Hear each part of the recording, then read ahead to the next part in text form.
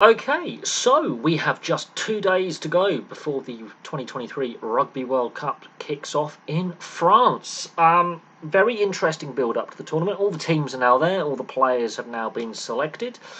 There's some notable omissions for some teams of players who haven't been, and that's created some talking points. There's some players missing through injury, which is causing a bit of concern in some quarters, and there are some teams massively underperforming going into this tournament.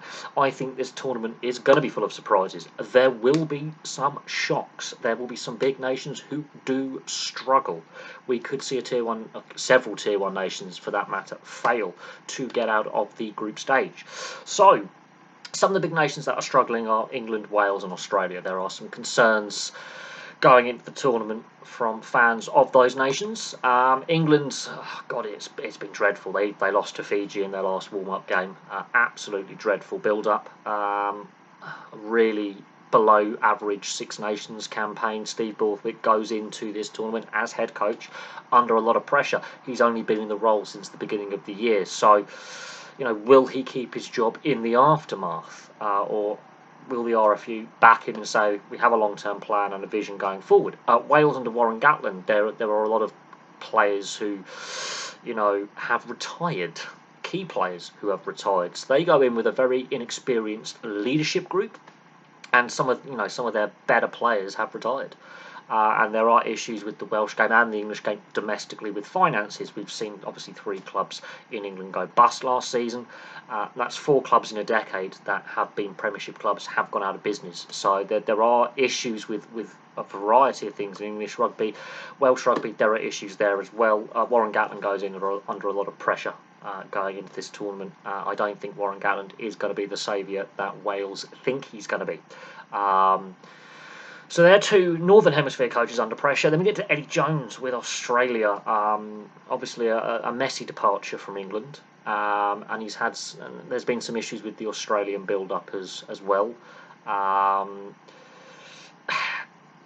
Again, much like Warren Gatland, is he the saviour that Australia think he's going to be, or will it be a disastrous campaign for Australia? These are 3 tier 1 nations under a lot of pressure going into this tournament. Obviously, England lost to Fiji in the build-up, in the warm-up games. And then you've got the nations that I think are going to go far. Obviously, New Zealand did lose to South Africa at Twickenham in their last warm-up game in a record-breaking defeat. South Africa obviously are the reigning champions. They're the holders. And there's much expected of South Africa to make another push to the final. Don't discount the All Blacks. Obviously, they are a powerhouse, but they have slipped down the world rankings. I think this is their lowest ever world rankings since the rankings were brought in. So New Zealand do come into this tournament under a little bit of pressure. Certain results haven't gone their way. They're still, one of the best nations in the world, obviously. But that pummeling South Africa put on them at Twickenham, we shall see if that has left some issues for this All Black side to deal with. Argentina look dangerous. Obviously, Ireland and France have had a superb couple of years, trading Six Nations titles. Obviously, Ireland winning the Grand Slam in this year's Six Nations. And that defeat of France was key, and that was the title decider in my opinion. Whoever won that would have won the Six Nations. Obviously, France and Ireland are trying to be number 1 in the world with the rankings as well. They really have put a number on, and both are a bogey team for New Zealand in recent years. France on their day can do things that New Zealand don't want them to do, which is play unpredictably, and look how they have just built a machine under Fabien Galtier with Sean Edwards in the defence side things coaching. They have become a well-oiled machine. They play with power and flair. Ireland are just machine-like as well, with Andy Farrell as coach. So the Northern Hemisphere nations, they're pretty strong. Obviously, South Africa, Argentina, and the All Blacks from the Southern Hemisphere look pretty tasty as well. Don't discount Argentina to do what they did in 2007 and make a lengthy run in the tournament and turn up. The Argentinians love the World Cup. Doesn't matter how they played in the Rugby Championship and in the Autumn Internationals and the warm-ups, they love that. They also have now got a well-oiled machine. They have developed so well over the last 10 or so years that they are dangerous. And then you've got some of these tier 2 nations that are starting to basically be classed as tier 1. Don't discount Japan from pulling off another World Cup series of shocks and going to the knockout stages. Fiji look really, really tasty. Italy have got some fantastic young players. Scotland should not be discounted for having a bit of a fairy tale run. I do think there are going to be some shocks. I do think some Tier 1 nations will fail to progress past the group stage. There will be at least one Tier 1 nation failing to get out the group stage, maybe two. And I do think some coaches will lose their jobs after this tournament. I think I'm looking at Warren Gatland, I'm looking at Eddie Jones, I'm looking at Steve Borthwick. These are three coaches under a hell of a lot of pressure. The media spotlight is on them. Obviously, England have had their issues with players suspended, key players suspended. Wales have had key players retire. And France do have some key injuries. I mean, losing Roman Ntamack at fly half and Willemse in the pack are massive losses. They've had some other injuries as well, so they are using some depth players who've been called up to the squad. I think Ntamack could be a big loss for them, but they are starting to produce fly halves again of an elite standard. So while Ntamack isn't in this World Cup because of injury, they do have other fly halves who play with an equal amount of flair and skill. So, and with Dupont, the best player in the world, leading this team around, Dupont can also play a fly half if he wants. He could probably play fullback, centre, wing. I mean, Dupont, for his size, is deceptively powerful. Same with Faf de Klerk for South Africa. They're very diminutive players, but my God, they have a lot of power behind them. They are very aggressive in the scrum half position and very versatile in their skill set as well. So they're not just your bang average scrum half. These are world class players. There's a reason why they're two of the best players in the world. So we'll see how it goes. Obviously, 48 hours or thereabouts till the tournament kicks off.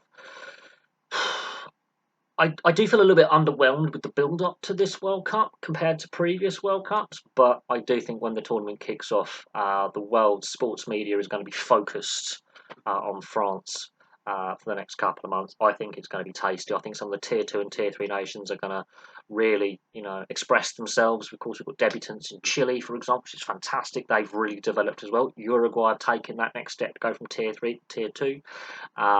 And they were the best team below Argentina in the Americas. They beat Canada, they beat the US. They're the second best team in both North and South America. The US and Canadians failed to qualify, which is an eyebrow raiser. And rugby in Canada is in crisis. The US, obviously Major League Rugby, there's the pros and cons of that recent development with that league being set up and at a professional standard. And it has sort of benefited Chile and Uruguay with their best players playing in Major League Rugby. So we'll see what happens, but some of these Tier 2 and Tier 3 nations have really improved massively in recent years. Now, yes, before I end the video, there's been some rule changes. Obviously, I do think we're going to see a lot of sin bins and red cards. Look at the build-up games. Look at, obviously, Owen Farrell, for example, and his suspension. Just as an example, of course, he's a well-talked-about player because of the amount of, sin bins and red cards he's had in his career, his tackle technique. I do think they're going to be very strict on head contact, accidental or deliberate, incidental, whatever it may be. I think they're going to be very, very strict on the ruck and the maul and the clear out. And I hope that games aren't ruined by excessive sin bins and red cards. But with the way the game is going and the trajectory the game's taking in this regard, and I do honestly believe that head contact they've allowed foul play or bad technique to get into the sport, get into the game.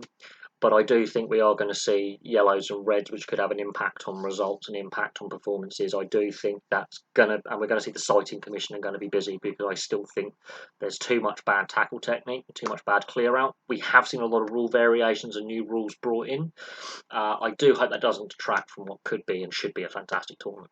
So there we go. I think we're in for some shocks, and I think we're in for some entertainment as well. I think some of these nations do play free-flowing sevens style attacking rugby and quick phases, quick clear-outs, quick possession-based. We are going to see some flair rugby, I think. I do think that you do need a strong, powerful forward pack to be backed up by play in the loose, but we're going to see some fun. Anyway, thank you very much for watching. Place your thoughts in the comment section below, and I will have, obviously, hopefully I'll be watching as many of the World Cup matches as I can I can't guarantee that I'll be able to watch all of them due to work, my full-time work commitments, but I do think we're in for a very exciting tournament, and I think there's about one out of 5 nations I think are going to win it. I think it's very, very close to call. I don't think France and Ireland are as far ahead as the rankings would suggest. I do think South Africa will be very keen to try and go back to back, which they've never done before. Don't discount the All Blacks, and I think Argentina could be quite tasty and quite dangerous as well. They love playing in France, as the 2007 World Cup proved, and they've got to the latter stages of quite regularly now in World Cups. They are also a well-oiled machine, powerful pack, very exciting outside backs. We could have a first-time winner, France, Ireland, Argentina, or we could have a repeat champion, South Africa, or New Zealand could break their World Cup record and win yet another Webb Ellis. So there we go. Thank you very much for watching, and I'll have some more content for you very, very soon.